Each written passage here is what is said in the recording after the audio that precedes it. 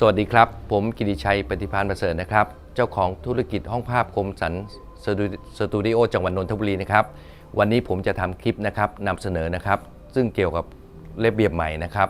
เมื่อวันที่ 2 เดือน 7 62นะครับเกี่ยวเรื่องสายสะพายนะครับของสุภาพสตรีนะครับท่านตามมานะครับขอยกตัวอย่างนะครับอันนี้คือสายแรกนะครับปม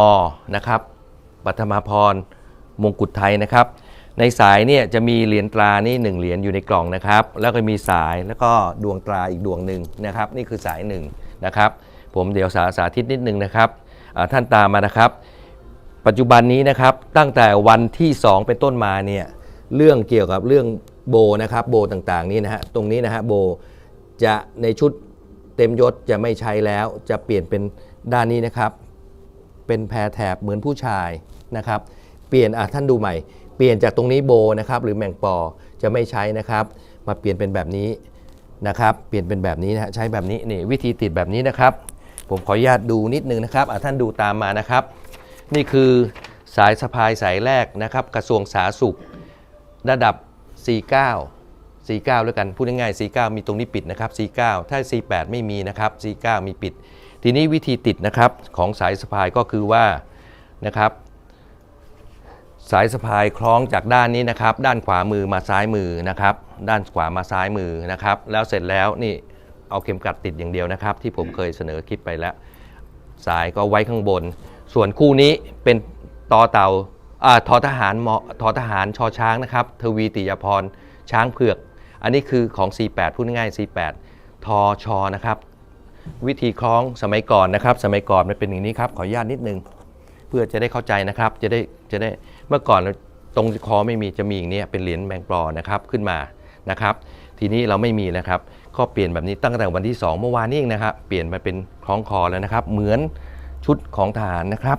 หรือตำรวจนะครับทีนี้ข้าราชการ49ท่านได้เหรียญดื้อก็เอาเหรียญจักรพรรดิเข้ามาเกี่ยวข้องเหรียญนี้นะครับเอามาติดกับเหรียญที่ระลึกนะครับใน